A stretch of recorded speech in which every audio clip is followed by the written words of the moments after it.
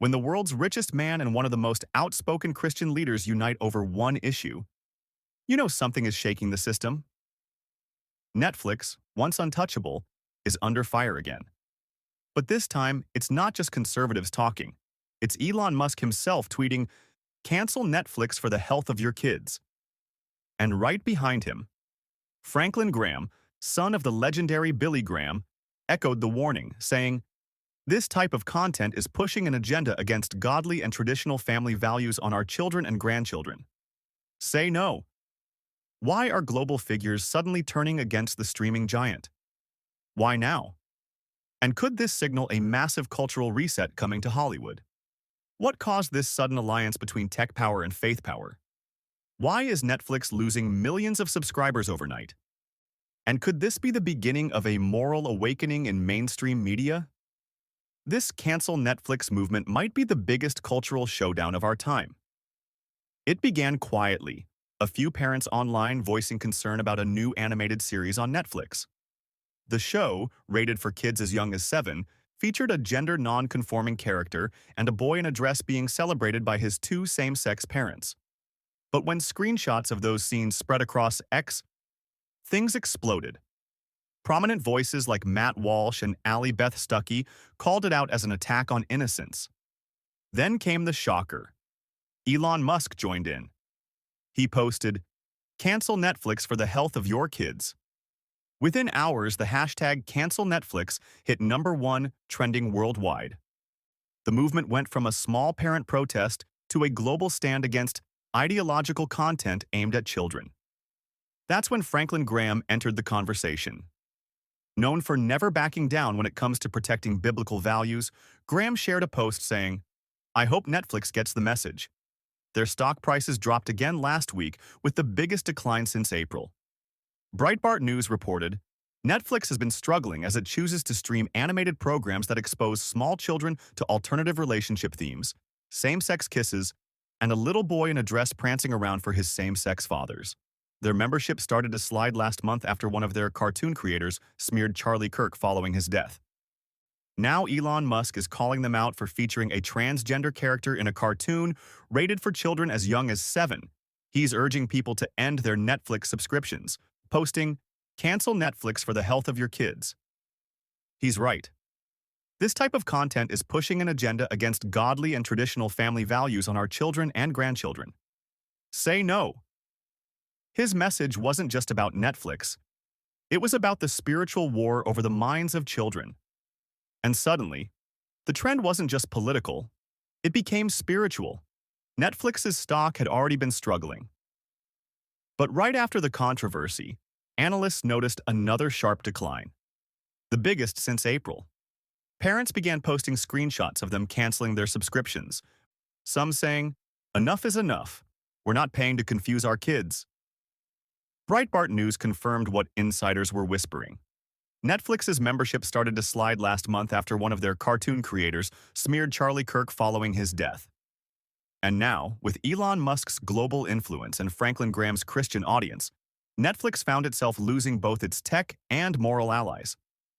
This alliance shocked many, because it represented two worlds rarely united. One, a billionaire inventor who builds rockets and cars. The other, a preacher defending the faith of millions.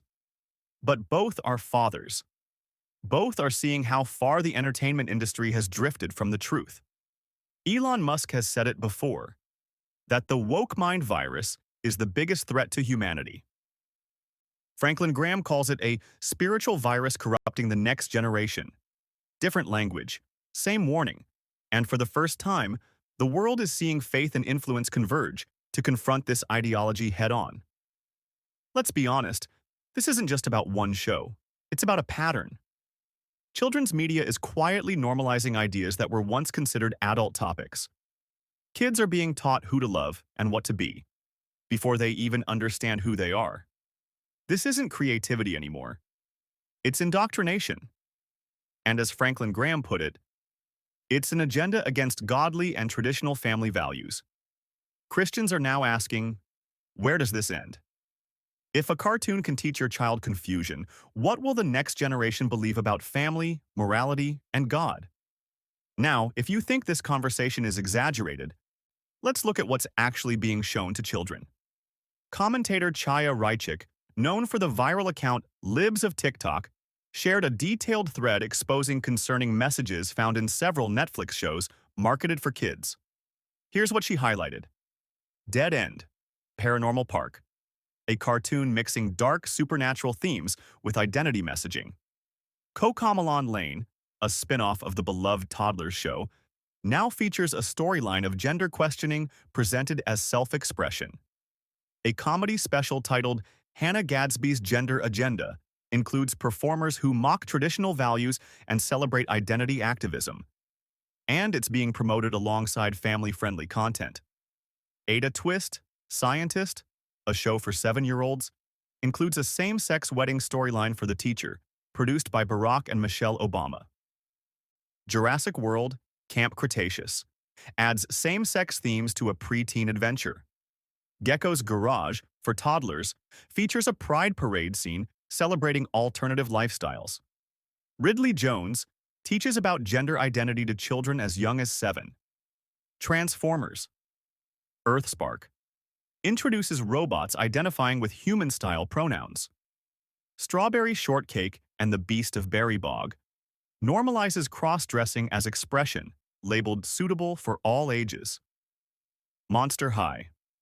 The movie presents characters who reject traditional gender categories as a model for acceptance. All of this is available with one click, no warnings, no filters, no age restrictions. This isn't harmless entertainment anymore. It's ideological messaging disguised as animation. Franklin Graham wasn't exaggerating when he said, "This is an agenda against godly and traditional family values." Because when entertainment becomes reprogramming, it's no longer art.